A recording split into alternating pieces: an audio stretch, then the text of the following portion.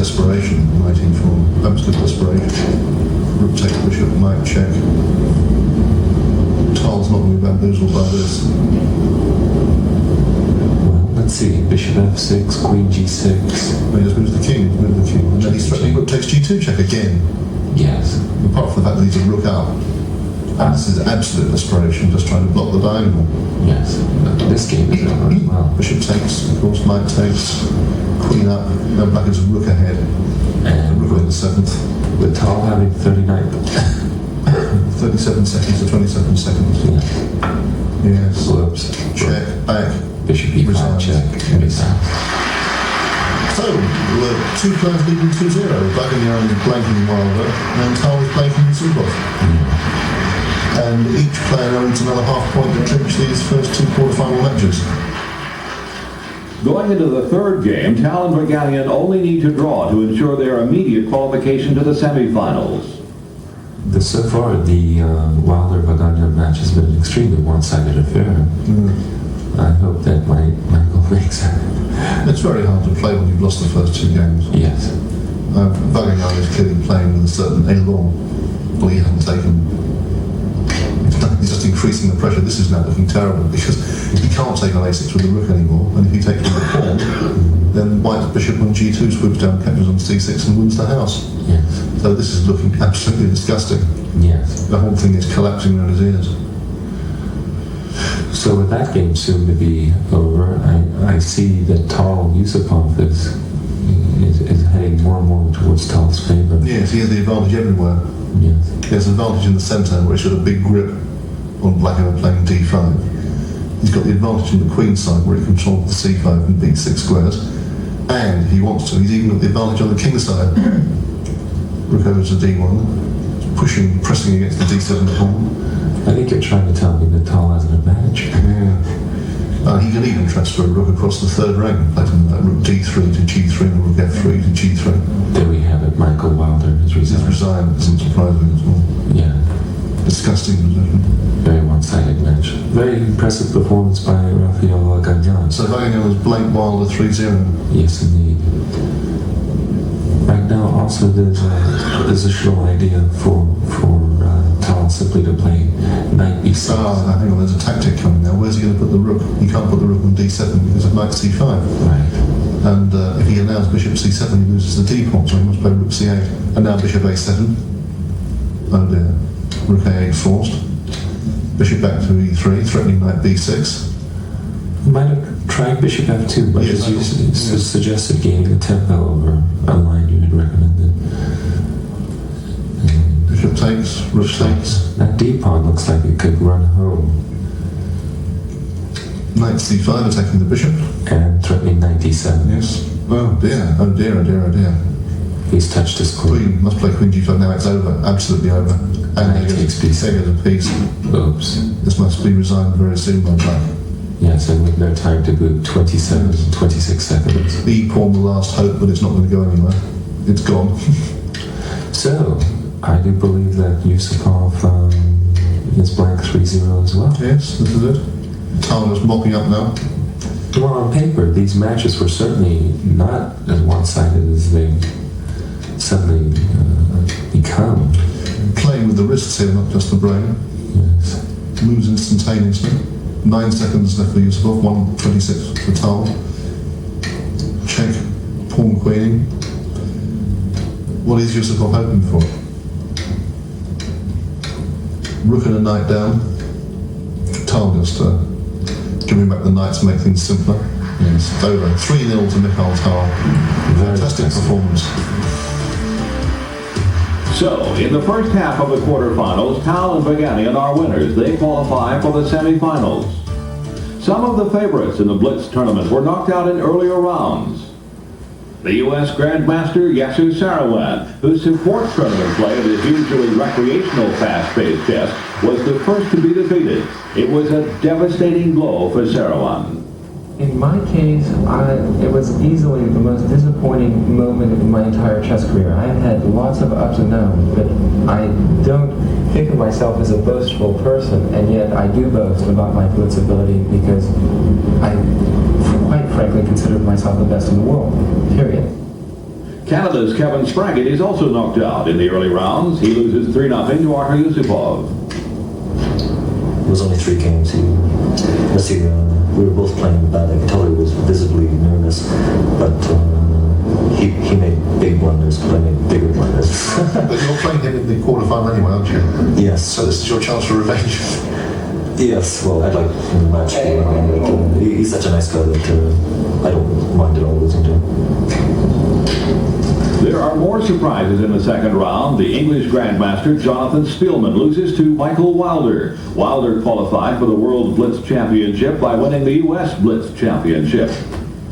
In the 4-game series, it's tied 1.5 to 1.5. Wilder goes on to win it, 2.5 to 1.5. Spielman is known for his broad chess style and his adaptability to many types of games. He may be the first Englishman to reach the semifinals of the World Chess Championships. He and countryman Nigel Short both qualified for the quarterfinals in the candidates' matches. They'll be playing each other when the candidates meet again. This guarantees an English presence in the semifinals. By the second round, it's easy to see that the speed of Blitz chess is putting the pressure on even the world's best player. In his match against Maxim Delugi, Garry Kasparov is struggling. Delugi manages to keep drawing game, forcing Kasparov into 2 sudden death playoffs. Yeah, so in this first game against him, you didn't just beat him, you completely creamed him. What did you think of the opening? First of all, I was surprised a little bit by the opening, but then I surprised him on move 3, and he sank into thought for maybe half a minute, which is very unusual for him in the opening, especially in the Blitz game. So you were ahead on the clock right from the start, is that right? Yeah, I was about a minute ahead all the way through. It was a very complicated game until a point, although I was pressing all the way through. And at one point, he had to lose material, at which point I thought I should win the game. But from that moment on, it took a lot of good technique and kind of steady nerves. Although it was a struggle and Delugi put up a good fight, Kasparov manages to win the 6-game match 3.5 to 2.5, and he goes on to the Blitz quarterfinals. In the Karpov-Chernin game, it's tied 1-1 after 2 games. The third game is a draw, tying the score again at 1.5, 1.5. But in the 4th game, another favorite in the Blitz tournament, Anatoly Karpov, is knocked out. This Blitz tournament was very exciting. Maybe the quality of chess wasn't so high, and I don't know why. Maybe the formula is not so good for the quality of chess, because short matches eliminating this. And Elvis is a relatively unknown quantity himself. It looks like Elvest is making a comeback in the 3rd game, and he ties it 2-2 in the 4th. In the 5th game, sudden death playoff, he loses to Chernin. Now all eyes turn to the Kasparov-Georgiev match being played at the same time. Kasparov-Georgiev on paper looks a complete mismatch. Well, Georgiev, the young Bulgarian, a former junior world champion, I believe, Yes. is a tough nut to crack. Garry Kasparov had tremendous trouble with Max Delugi yesterday, Yes. and only won after an extended playoff. I myself had watched Georgiev play Blitz, and I wasn't so impressed. Perhaps he's hit form here. Gary's playing very thematically. He's playing his other knight round either to e4 or b3 to increase the domination of the c5 square. Yes. No, it's difficult for Kasparov to win this. He's a pawn out, but it's hard to. Well, it's very, very hard to activate the extra pawn. Well, the move a4, of course, puts the pawn on the light square. Since we do have light squared bishops, it always represents a future potential target. Well, Georgiev has played extremely Yes, well. he's got the pawn back. What's the situation with this wrong-coloured rook's pawn? Is there any? I don't think there's any hope, because I don't believe that Georgiev is going to get his king into the corner. No. It's simply over.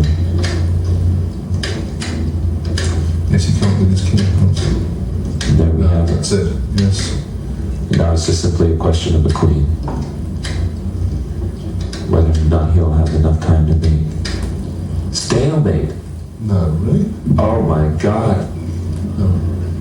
Unbelievable error by Garry Kasparov. That's incredible. He's shaking his head in disbelief. How could he do that? The simple move queen d4 to b4 would have been mate in 1. I can't believe it. Unbelievable. World champion makes an elementary error, placing his opponent in stalemate. A stalemate is when an opponent has no legal moves and cannot be forced to move his king in check, so the game is not Both a games draw. drawn. Both games drawn. Unbelievable. Yeah, that's going to go into the history books. Kasparov, a queen and a bishop up, walking into a stalemate trap. That's incredible. Kasparov seems thrown by the first game and is in trouble right from the beginning of the second. My God, Gary's a full minute and a half behind on the clock. Georgiev moves very quickly. Yes. I mean, Gary doesn't move so fast in 5-minute chess. He does quite a lot of thinking. And this is an interesting thing. He's straightening out White's pawn structure. Yes. Yes, he's simply straightened the White pawn structure out. And the position is now rather level. But of course, in 5-minute chess, that counts for nothing. Right. You actually have to develop some sort of initiative. Yes. What is happening? Gary is in big trouble. He's made a complete mess of this. He's losing. Not yes, he's losing. You're right. Kasparov is going to lose this game. Yes. 9 seconds. 5 seconds. 4 seconds. Yes, he's had it. His rook's attacked on the White pawn's queen, and Gary's going to lose. Yes, he's one down. In the third game, Georgiev starts feeling the pressure. He misses a move which could win the match. So, Yasser, Kasparov in the position he's been in so many times before in his life, having to win the last game just to stay alive. Were Georgiev to win this match, of course, the tournament would be wide open. And Tal suddenly begins to emerge as a clear favorite, in my view. Yes, I was rather hoping after Karpov was kicked out yesterday for a Tal-Kasparov finale. And maybe it's going to be a Tal-Georgiev finale. If this keeps up. Yeah. Georgiev is Growling. Yes. What plan? Are you in accord? Yes, I don't see what he can do. Knight g5. Yes, If you play bishop a2, I can even entertain rook a7. yes. I say entertain, I don't commit myself. Well, it looks fine. How about rook b? Yes, rook As he's played a7. it. Oh, Gary. Oh my God, we're seeing a tremendous C2. upset. But what can he do? Nothing. And also, what's the time situation? He's only got 45 seconds left. Knight e4, bishop f8. God. King g7, This is a expected. desperate sort of move. Well, I mean, Rook a7 again. yeah, I mean, Nothing he can do. Bishop c5, rook d7, bishop f8, rook a7, bishop b3. rook b7, I mean, this is nothing. Oh, yes, knight f7. Better again. He's winning. Yes, the match is over. The match is over. I mean, this bishop opposite color position is It's completely. absolutely dead. Bishop c4 ends the match. There's nothing he can do at all. Oh my. He still has to be careful about the b pawn. And White has so much more time. f4. I think that was a wise decision. And now he can just take the b3. No, Check. just suddenly check and b2. Uh-huh. But Well, what's bishop g8? g5. It's mate. Bishop h7 mate. Mate, yes. Kasparov is gone. Yes. Kasparov has been eliminated. Georgiev Has won. has won. Kasparov is out of the competition. Tal, Chernin, Georgiev, and Berganian all advanced to the semifinals. The first to play the best of 4 games are Chernin and Tal. Right, so this is the first game. Tal playing White against Chernin in the first of the semi-finals. Chernin still is relying upon his Perk's defense. Tal has played the bishop b5 check and captures on d7. Yes. This is a variation I rather like for White myself. One of the problems with Black playing an early c5 has been this. Interesting move. White can't take the pawn because of queen a5 check. Driving the knight back, and bishop takes c3 check. I think that this is a good idea for white to take that pawn. Do you think he should take it? I think he should. But he hasn't. He hasn't. The idea is to provoke that bishop exchange for that knight. Yes. And that bishop on g7 can be a monster in the position. Better to exchange it. I think Tal's going to feed his pieces over to the king side here. I like the way Tal centralises his pieces. All his pieces are efficient squares. And if I may now draw a comparison, an odious comparison between Tal's conduct of the games in this Blitz championship and the player Garry Kasparov. And Kasparov was eliminated, as we know, in the quarter-final. And so often he was going for small edges and playing as if his opponent was Karpov. Yes. But of course, it's not. Nobody else plays like Karpov. And Tal has a much different approach. He's playing aggressively, he's going for the king, he's playing a very free and easy style. And that's what Kasparov should have been doing. I concur. Tal had a very interesting possibility on his last move. He could have taken once on g6, provoked hg, and I think he should do it. And then just simply pop in knight f5. Yes, I think he will. He probably will do this. This is quite vicious. Yes, he's done it. Good old Tal. Just the kind of thing we like to see from Tal. Absolutely. I mean, black's king is I know. just a sitting duck. We're meant to be impartial, yes, but I can't help saying that I'd like to see Tal win this game. This is a marvellous cavalier attack by Tal. They each win one game. It's tied going into the third round. In the third round, Chernin is in trouble. I still don't see how he's going to answer h4. You play g5, you're just opening up that beautiful bishop No, on g1. he can't possibly do that. On the other hand, I don't really like to live with the move g4, g5 coming. This is terrible game by Chernin. My God, I mean, this is the Passivity of the Year award. All fours of the year. No, he's going to lose his queen now, surely. That's it. Hasn't he lost his queen? Good God, rook d8. What a horrible move. Well, where's his queen going? Yeah, it's going to d4. This is just junk, absolute junk. He's lost his queen for a rook.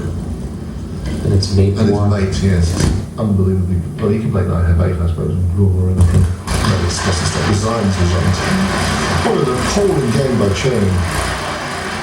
Chernin loses. Tal is leading 2-1 going into game 4. All he needs now is a draw.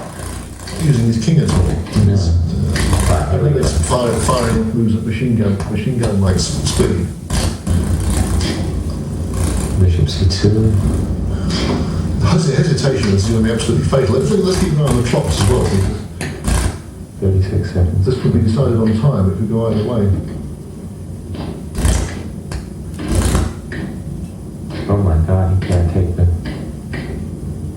And he has the wrong kind of rook pawn. Precisely right. What? Oh. Watch the clocks because someone's flag is going to fall in this.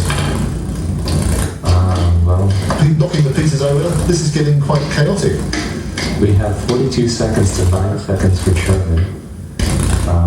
It looks like Tal is going to win the match by virtue of the fact that Chernin won't physically be able to make all the moves. No, I think he still has enough time. He's taking the pawn now. He's really winning. Yeah, but he's going to win. White is really winning this. Yes, but I mean, the point is that if black can sacrifice his bishop for that pawn, Yes, with the bishop and knight, but then. And we can see those two. There's flags fallen. Chernin's flag has fallen. Chernin's flag has fallen. the game ends in a draw. The Tal advances 2.5, 1.5. In the second half of the semifinals, Georgiev, who managed to knock out the world champion Garry Kasparov, is playing Raphael Vaganian, known for using the French defense in tournament play. So who do you favour, Jasper, in this game? Or in this match, let's say in the match? I should say that since the semi-finalists were known, I have favored both Tal and Vaganian. I'm afraid we will see an all-Soviet final. I don't know. I rather favour Georgiev in this match. I think it's a question of a fight between flair and solidity, and dogged solidity. Well, in 5-minute chess, Hang on, what's going on? Flair. Is there some tactical possibility here with knight g5? No? Doesn't work? Yes, he's played it. Threatening mate on h7. You must take that off, and then bishop takes b7. hitting the rook on a8. Brilliant. Well, that was awful by Vaganyan. Now he just plays knight e4. You see, this is it. Knight takes g5, threatening back. And there goes a piece. I'm afraid Solidity is outdone Flair in this game. The game's over. Game 2 starts out as a good technical model of play, but ends in a dispute. The way the dispute is settled makes chess history. We'll just enjoy his technical mastery, which we haven't thus far enjoyed, and he's certainly not doing a very good job at all. Yes, it's so often the case in these games that somebody establishes a completely winning position and then the final part of the game is just sheer butchery. Oh my God! I don't believe it. Vaganyan is king on Prince. And he's probably something. He doesn't seem very happy.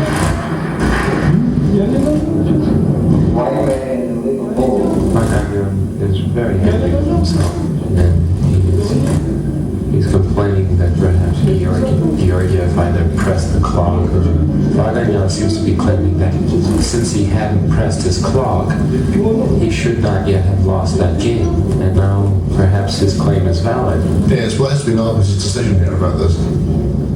The move was made too quickly for the arbiter. The decision is made to replay the videotape of the game. In an ending with Vaganyan 2 pawns ahead in a simply won rook and pawn endgame, he made a move which allowed his king to be taken by Georgiev's rook.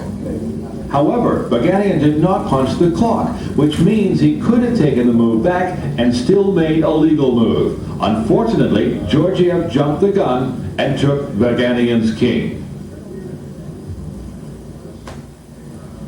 The arbiter's decision is to allow Vaganyan to take the move back. It gave him the momentum to go on and win the game. After 4 games, it's tied 2-2. The match goes into sudden death. Then it's another draw, and another sudden death. So far, it's been a very even contest. I thought that several times in the match that Vaganyan had the match wrapped up. But of He's course, untied again. Yes. Very well played by Vaganyan. In fact. Well, this is terrible. I mean, what we're seeing is Vaganyan is being pressed for time. He has 44 Yes, seconds. this is a travesty. It should be stopped and the arbiter should declare this a draw. Yes. This is ludicrous.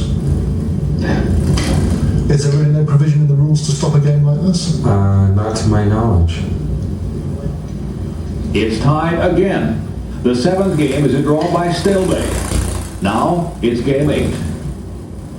Something tells me that this feeding frenzy that Vaganyan is having could easily go against him. But what was the point of F4? In order that when he played knight h2 check to drive White's king to the E line. Yes, the E-file wasn't available.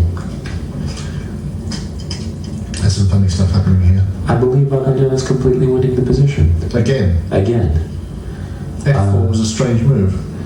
Well, the point is Black's queen is going to be driven from the square, from the diagonal, h1, which in fact has occurred already. Well, don't speak too soon, because Queen it's queen h3 h3 Knight takes h4 check, of course. But there's no perpetual check, in my opinion. Just take it, king back. No, he's not got anything. And Vaganyan is finally going to win. He's a rook up. Black is staring at it. Yes. All he can do is stop White from mating him on f7. Precisely.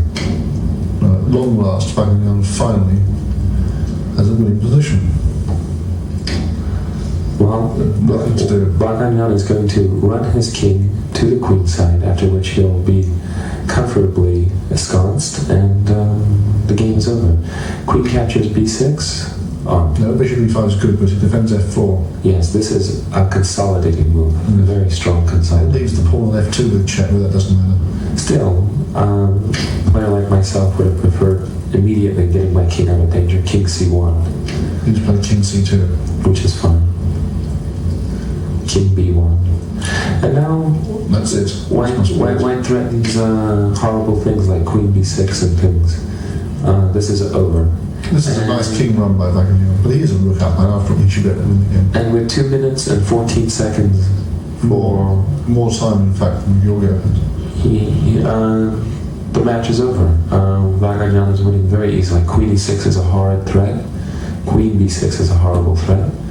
And in fact, Queen takes b6, why doesn't he play queen takes b6? It's been on for so long. He's He played has. it. and now he's back. Queen b3, queen back to e7.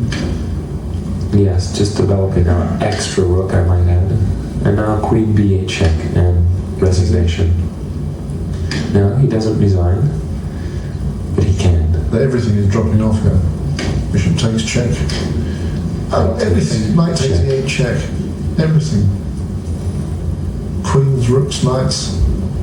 He must resign. Not even the most hardened optimist is going to carry on here. Amazingly enough. He's resigned. Vaganian's Very gone through. Yeah, so this is chess really making a breakthrough as a genuine spectator sport. An entire tournament played over 2 days with an average of 500 to 700 people watching. The semi-finals end. I would love to see Tal win. And he's such a fantastic player. He's been one of my heroes since I was a kid. And I would just dearly love to see him become the world Blitz champion. I think it's a fitting accolade to his great career, and I'd love to see him win the $50,000. I think that Tal missed a lot of the boom in the big prizes in match chess. He was champion in the 1960s, early 1960s, and he missed the sudden explosion that came with Fischer and thereafter, and Kasparov and Karpov. In the final, the match is the best of 6 games instead of 4. It makes sense for Tal to play 1e4. Precisely. And on the other hand, Vaganian is this kind of one-dimensional player with the white pieces, so the edge in the opening analyses to Tal there. So what does make Vaganian an extraordinarily successful player is he brings a great deal of originality and creativity to his games, and he has a very quick sight of the board tactically. I think both of these players are in fact tactically extraordinarily gifted, and we'll be seeing a battle of strengths. In the first game, Tal opens with e4 as predicted. Eventually, Vaganian runs into trouble. And then something's gone wrong here. Yes. Vaganian's consolidated his position. Like I said, I'm very dissatisfied with what White's queen has been doing, and that was why. So is he. He's moving the queen. It's attacked.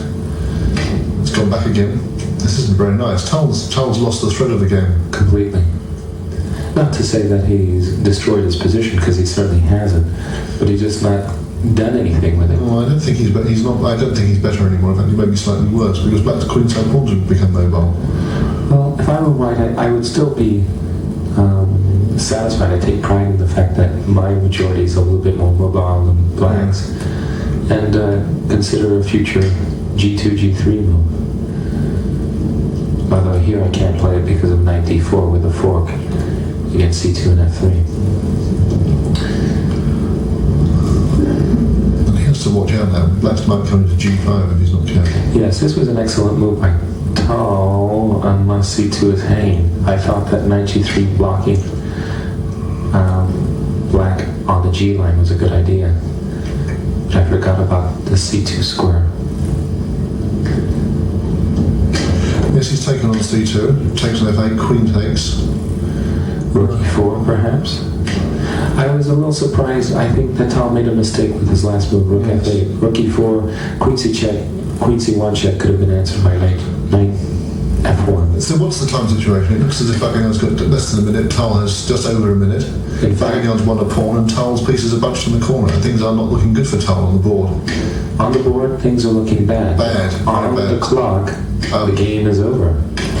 Vaganian has 19 seconds. Make that 17, 16. It's very unlikely that Vaganian could make Now all Tal those must bring moves. his queen in. Bring in the queen. Oh, this is getting very dangerous. Vaganian's pieces have wandered off centre. White's bringing every piece up. Check. Queen threatening discovered. Check. Yes, Tal is going to win this game on the clock. I don't think, looking at Vaganian's flag, it's just... Well, they both have attacks now. What's happened? What on earth is happening? Queen c5 check. This just came out of the blue. If Tal doesn't get mated in the next few seconds, Or it could be Yes, there's the flag. Immediately, the arbiter must call the flag. Yes. Tal wins. Tal wins, but the position looks like a draw now with Petro check. Yes. Tal wins the next 2 games. It's 3-0 going into game 4. Boy, the wonderful thing about watching Tal play chess is his ability to play so many different systems. I mean, it's like, you're not going to, if you're going to bust him in one area, that's fine. He'll just find some other system that he can fall back on, and he just plays so many things. So here we have a kind of English, King's Indian. Right. Is this anything at all for... Tal sacking a pawn, very interesting. This is a major theoretical dispute. Bagnion looks a little bit puzzled by it. He should be aware of it being He hasn't taken the pawn. being a big, ready Catalan player. I mean, I'm sure he's seen just about everything, had just about everything thrown against him. Still, being 3-0 down, you think that you might want to take something. Well, it will be Barbagnan's intention to just kind of claim the whole board with an eventual e2, e4, or even an e2, e3. Very difficult for Tal to create counter chances. Right, by b5. Precisely, that's his major aim at the moment, b7, b5. Probably knight d5 is in order for white here, so as to be able to recapture it eventually on d5 with a pawn, thereby cramping black's game a bit. a2, a4 just doesn't inspire. And he allows b5. An interesting, if somewhat unusual decision by Barbagnat. Tal's played it, and he's going to take back on c4 with the knight, obviously. Again, here we're seeing a little bit of Barbagnat's originality and creativity at last. Typical of Barbagnat to come up with a very unusual strategical concept. I like his position. I like his position. Yes. Because black can't really attack him in any way. It's a kind of impervious position. Black can't move any pawns. Yes, well, on the other hand, black's pawn structure is quite sound, so all he really needs to do is exchange a bit of pieces and get some wood off the board. And life should be pleasant once endgames come around. I'm not so sure knight a5 was the correct way of getting rid of this knight on c4. Barbagnat should develop some rooks. This gives Tal an Knight opportunity. a5 is a funny move as well. Yes, this gives Tal an opportunity to get rid of 2 pieces for a rook and 2 pawns.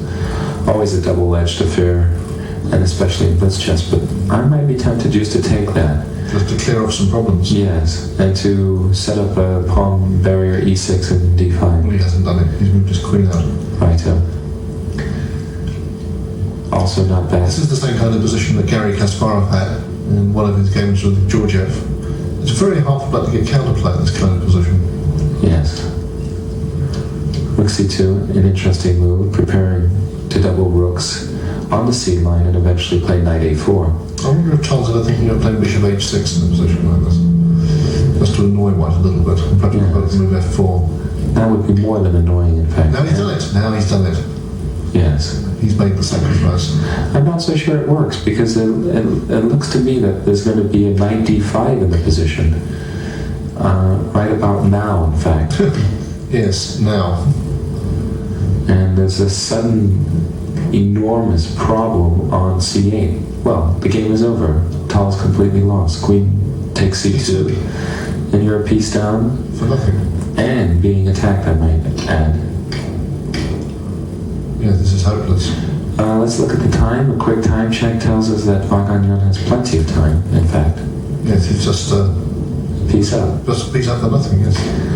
2 pawns, but that A pawn is a very scraggly looking thing.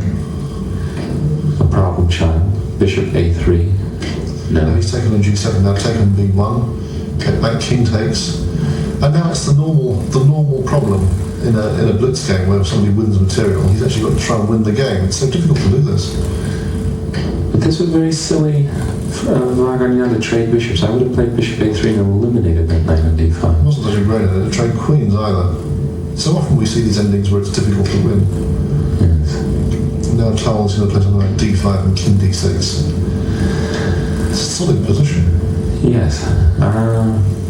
Well, still knight a4 by white should certainly eventually win the game. Knight a4 better be played soon, otherwise it's going to be a dead draw. Yes. And he won't, yes, he'll move the knight. What? That was what we call a hand check. Give me some. Must admit, Vaganyan's play thus far